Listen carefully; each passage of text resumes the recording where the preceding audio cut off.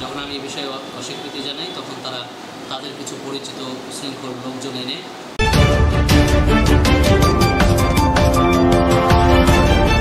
এটাই নোংরাভাবে ছড়াচ্ছে। আসসালামু আলাইকুম। ওয়ালাইকুম আসসালাম। আপনি ভালো আছেন? আছি আলহামদুলিল্লাহ। আচ্ছা, একটা মামলার বিষয়ে শুনলাম, একটা মামলা হয়েছে আপনার নামে। এই বিষয়ে আপনার একটু খুব সংক্ষিপ্তভাবে আমি একটু কথা বলি। আমার নামে যিনি মামলা দিয়েছেন ওনার আপনার নাম পরিচয়টা দেন, নামটা বলেন। মুবিনুল ইসলাম, কাশীপুরে উনি মাদ্রাসার পরিচালক হিসেবে আছে। তো যিনি মামলা দিয়েছেন ওনার সাধারণত কাজই এগুলো,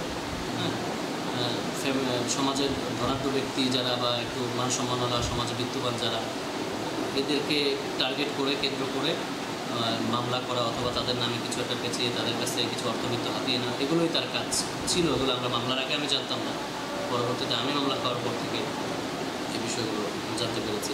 ওইটার ধারাবাহিকতায় উনি একটার পরে একটা মামলা করেই যাচ্ছে।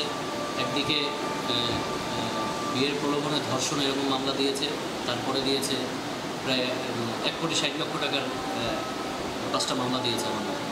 তো এইভাবে করে চলতেছে। আমি এই মুহূর্তে এই বিষয়গুলোকে আমি যেহেতু এর সাথে আমার সখ্যতা নাই এবং জামিনে আছি, আমাকে ব্যস্ততা রাখার জন্য তারা একটার পর একটা ঘটনা ঘটানোর চেষ্টা করতেছে এবং মানুষের কাছে বিভিন্ন মিথ্যা এবং প্রোপাগান্ডা ছড়ানোর চেষ্টা করতেছে।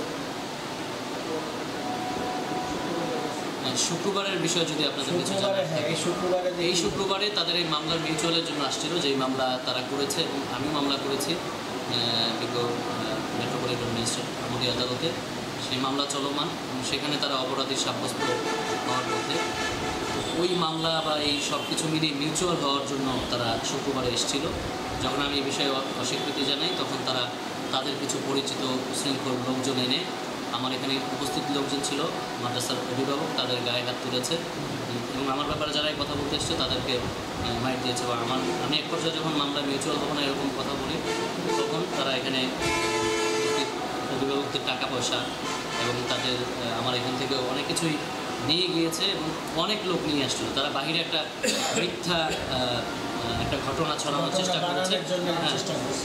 চেষ্টা করেছে এবং ভিতরে এসে আমারও গায়ে হাত তুলেছে এবং আমার মগ, তারপরে ব্যবহার আসবাবপত্র, কিছু জিনিসপত্র ভাঙচুর করেছে। আমি যখন বলেছি যে না, মিউচুয়াল হওয়ার জন্য পিছনে সময় গিয়েছে, তারা মিউচুয়াল হয়নি, এখন মিউচুয়ালের কিছু নেই, আপাতত আমি মিউচুয়াল হব না, এরকম কিছুই।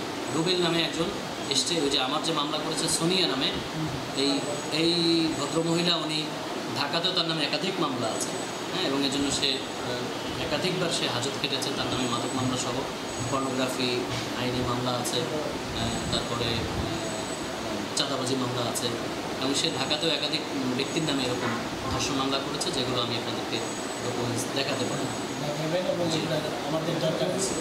জি, এবং এই রুবেল ইনি হচ্ছে তার সঙ্গদাতা। ওনার কাজ হচ্ছে এই পিছন থেকে তাকে সব ধরনের পৃষ্ঠপোষকতা করবে, তাকে সাইনবোর্ড হিসেবে ব্যবহার করবে, এই হচ্ছে। এবং উনি আসছিল ওই দিন এই মামলা মিউচুয়ালের বিষয়ে কথা বলতে, টাকা পয়সা। হ্যাঁ, গ্যাঞ্জাম রুবেলই করেছে, সে তার লোকজন আছে, তাদেরকে নিয়ে করেছে।